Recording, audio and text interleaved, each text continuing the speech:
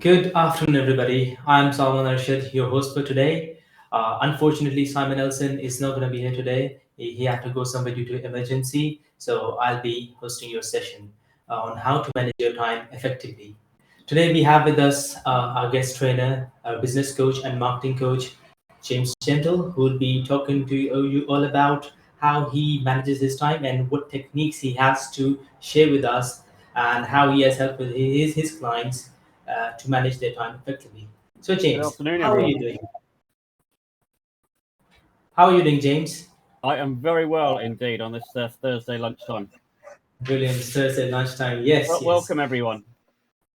yes. Welcome, everybody. I So, think, I think we're just gonna say that we're leaving people's cameras and microphones off for the session because we've promised people that we're going to record it and they can watch on catch up. So if you've got yes, any questions, I believe we put them in the question box and then we can answer them. We'd love your participation. We're all for that at Action Coach. So question box, yeah. yes. Right. So, James, to begin with, in your experience, how do you help business owners manage their time effectively? I guess the first thing I would say is that you can't manage time, Hmm. and you can't actually buy time. That's interesting want to say that, but you can stay healthy and live a longer life, and I'm very much for that. You can buy the time of other people. Really important if you're developing a business, and you can save time if you've got the right systems in place. So Right. almost before we go into some of the solutions and tips, I Yeah. think it's really important to get to the root cause of the challenge. You could do this either as something on yourself or Yeah. as a member within your team. Yeah. Being busy or stressed is often a symptom of something else. Interesting. Interesting. Interesting. Yeah. True. So what are some of the common causes? What do you think? I've in preparation for this session, I've identified 5 common causes that we come across with clients and connections all the time. Um, Right. the first is people not knowing what is important and why, so they may lack Hmm. a purpose and goal. I'll go through the 5 and then we can dip down into them if you like. Um, the second is not being organised, not having a system to keep them in control. The third is not focused. We're all human. We all get easily distracted at times. Yeah. Um, the fourth one is being overwhelmed or stressed, which sometimes Yeah. leads to procrastination. Um, and number 5 is about choice. We're either choosing to be busy, sometimes as a status symbol, or we don't actually value our time. Now, some of these things are sometimes unconscious, not necessarily Yeah. conscious decisions. So some of that is something we definitely like to awake in all the people that we work with, and when we're helping them get more from their time. Interesting. Interesting.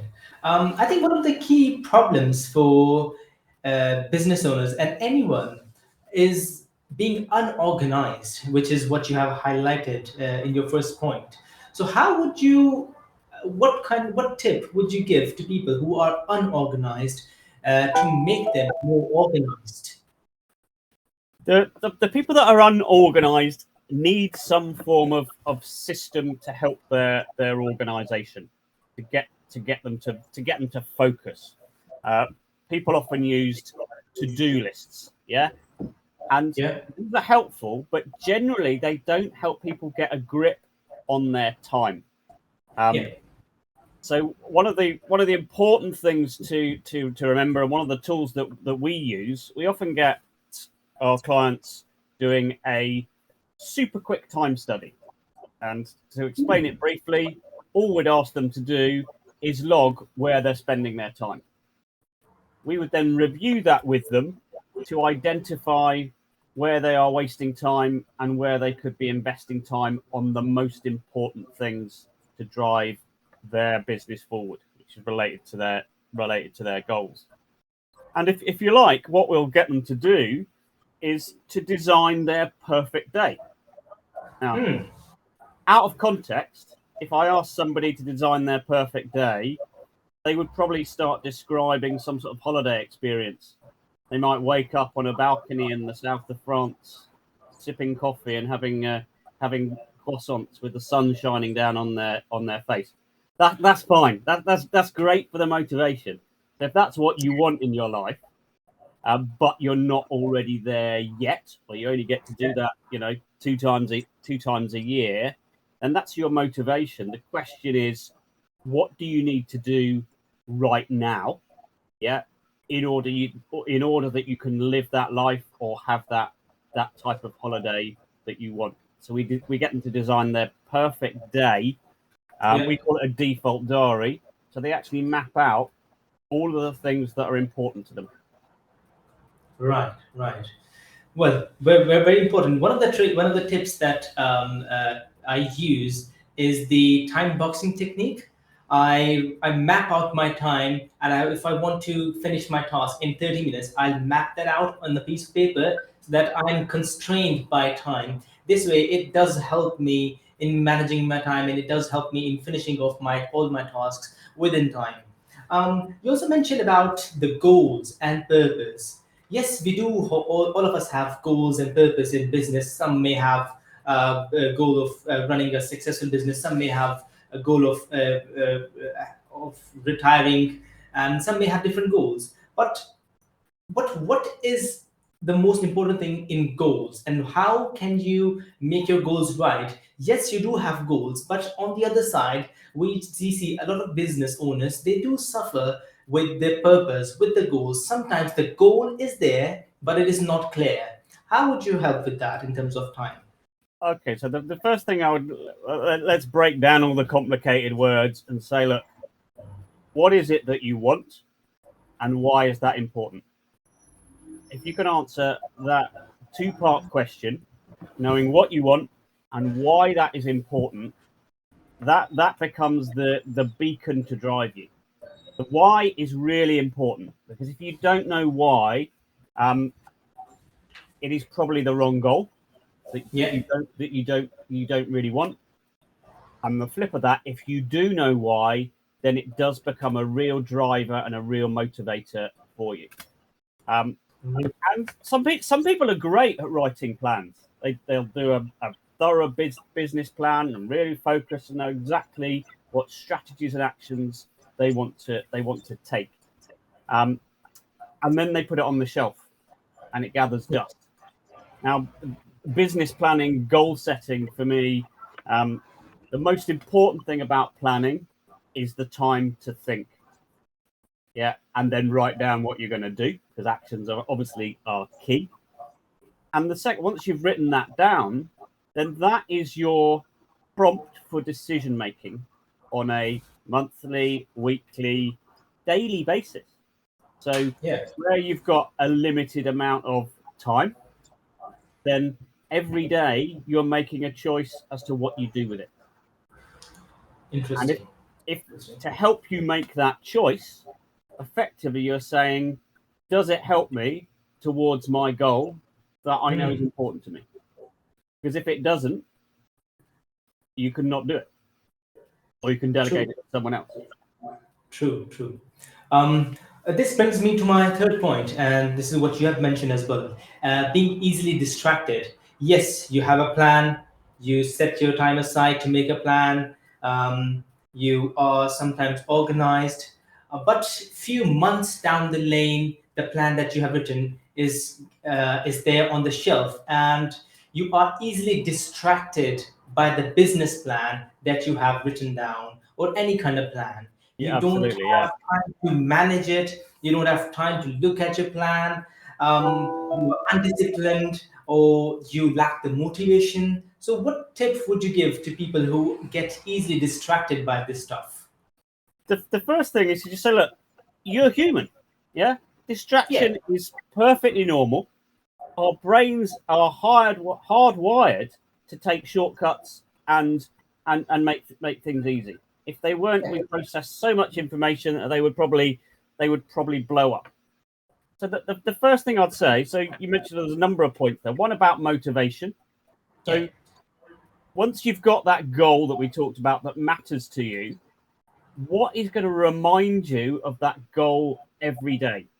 Some people put a picture on their fridge of what they want. So it could be something on your office, on your computer screen, something that reminds you of the thing that you want to bring your logical brain back into to focus, but it's connected to something that you really want. Yeah. So if you're doing a task, you're doing a task in order to achieve something else. It may be a boring task like sending out the invoices, but if you connect it to achieving something, then it becomes just a task you need to do. That's the motivation side. The thing that I would really focus on for people, given that we're hardwired for shortcuts, is making it easy for ourselves. So the first thing to do is look at your environment. And there's a number of aspects of environment. There's your physical environment, so the stuff around you. Yeah, it could be the layout of your room, the noise from people in the next room, or it could be items. You know, a phone is probably the classic.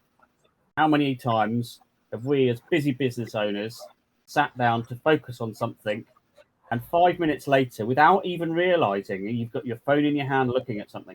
Yeah. So if you've got something that's important that you really need to focus on and you get distracted by your phone, turn your phone off, put it onto silent, leave it in the kitchen for half an hour. Yep. Interesting. So this all boils down again to planning and goal setting. So if you set your goals right, if you have done it properly, I think you can easily move on to the next steps. Now, this brings me to the next point. That is, well, before I move on to the next point, I will ask all the users to, if you have any questions, please drop in the questions box, and James would be happy to answer any of the questions that you have. Thank you. So yes, sometimes we have hundreds of tasks. We get overwhelmed. We get stressed by so many tasks that we fail to achieve them on time. We fail to prioritize them.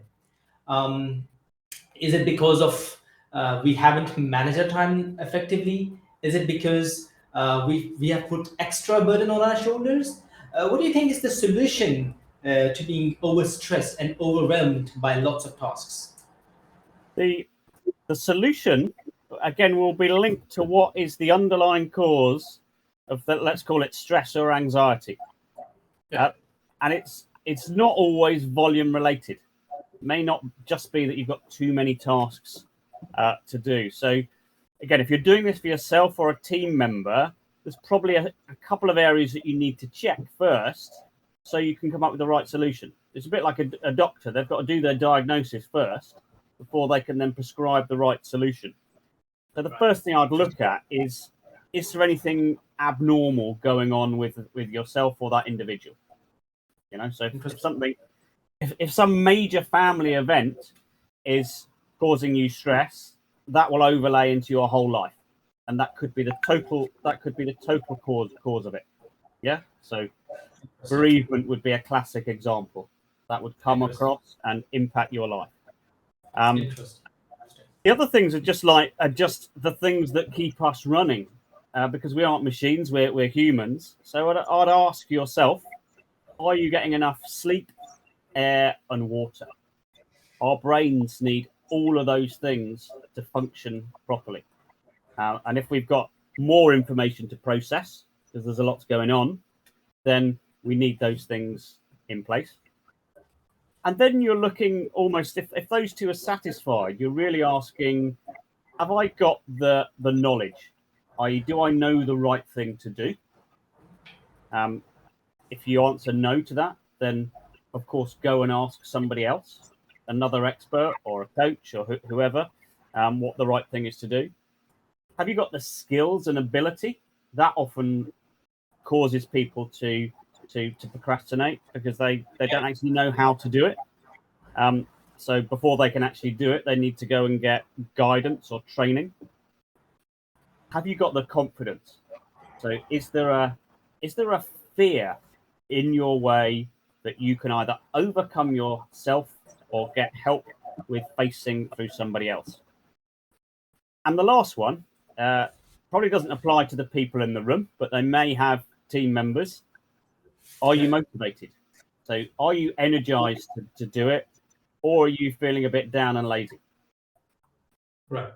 Those I would say are the precursor question. Yeah. If we move on to a little technique that we can use, is that things tend to get jumbled in our heads.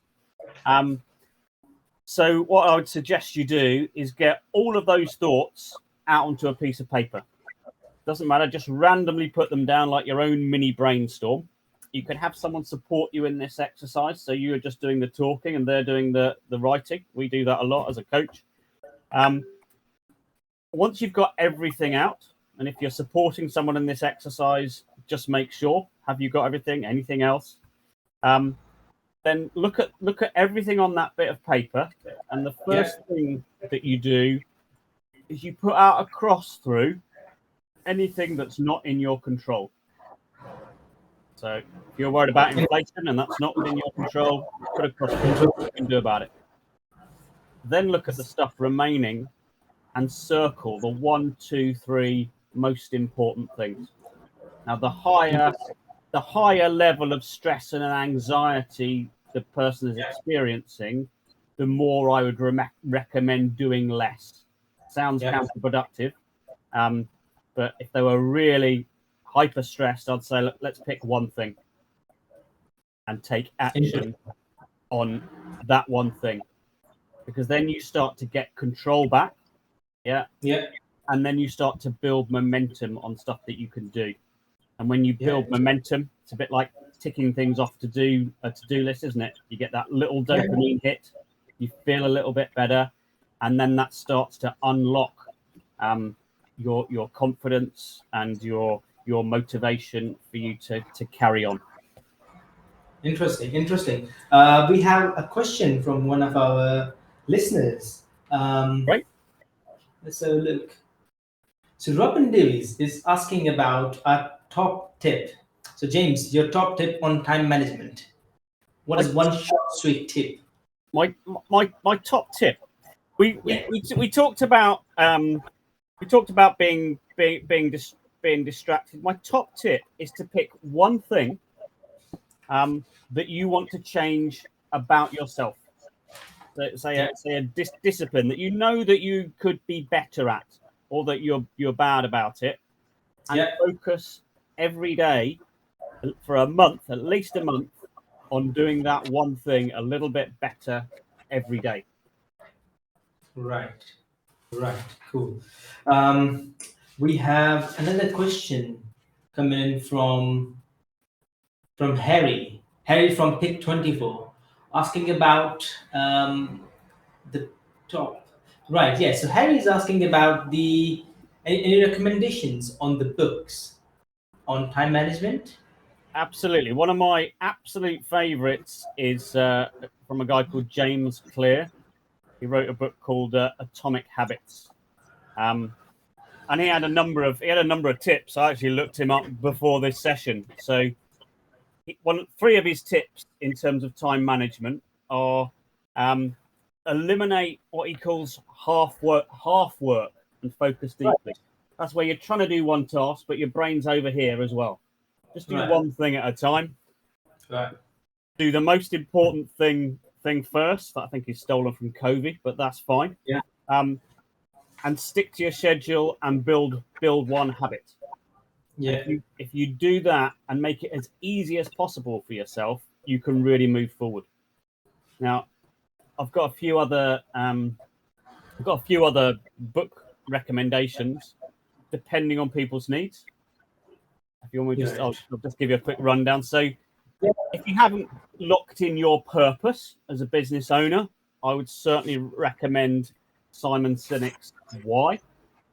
There's a book by Brian Tracy called Eat That Frog. Now, that is full of focus and avoiding procrastination tips. It's a really easy read as well for those of you who don't like large books.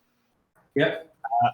But for those people that their time is actually being sucked by their team members, you may have great control of your own time, but your time is sucked by your team, then I'd recommend The 1 Minute Manager. Kenneth Blanchard, 1 Minute Manager Meets the Monkey. Yeah, that's a great book. And for those people who want to go a bit deeper, I would recommend the book called Now, N-O-W, by Eckhart Tolle. And the premise of that is that you can only really live in the now. Anything that's gone in the past is regret. Anything that might be getting in the way of your future is fear. The only time we have is now. So reminding people of that book is, the only time you do have is now. Don't put things off to tomorrow that you can do right now, because we talked about habits. Putting things off till tomorrow becomes some people's habits, and then they never get done. Interesting. Do something important now. Thank you very much for all your questions. We'll be sharing all these books and some of the templates that James has shared with us in the email that will follow after the session. So wrapping up, James. So you talked about the 5 areas that needs to be identified. Number 1 is the purpose of your the purpose and the goal. Number 2, you talked about the organization skills, that the systemization. Number 3, you talked about being easily distracted. Number 4, you talked about being overwhelmed and being stressed about the work, and there could be different reasons for that. And number 5, you have talked about the valuation of the stuff that you do, or is it hardwired in subconsciousness values? Is there any other question that our users would like to ask? If not, then I think, James, let's end with a positive note. And thank you very much for. I think the question that I would leave everyone with, yes, given that you can't buy time, you can make it in different ways, is how much do you really value your time on a conscious level? And as a leader of a business, the follow-up question to that would be, what is it that only you can do within the business that other people can't? There is in the value. If you end up doing lots of stuff that could easily be delegated, or other people could be trained up, whether they be employees or otherwise, to do, then you're not getting the best value out of your time. So ask yourself, are you getting the best value out of your time? Are you doing only the things that you can do? So ask yourself that. I imagine most of you will be able to generate a list of stuff that you can get rid of and give to other people, and that has already saved you some time. Very interesting yet deep question. I'm sure everyone would be intrigued to answer them. I think we're very short on time now. Yes, we just have 5 minutes left. Any other questions? Not really. So, James, on this note, I would like to thank you for being the part of our Turner Central Munch and Learn workshop series. Thank you very much. And if any of the users have any questions, I'll be emailing everybody with the template that James has shared, plus the books. So if you have any questions, just email James, and he'd be happy to answer any questions that you may have. So once again, James, thank you very much, and my pleasure. Happy. Excellent. Good luck, everyone. Take care. Yeah. Bye, bye, everybody.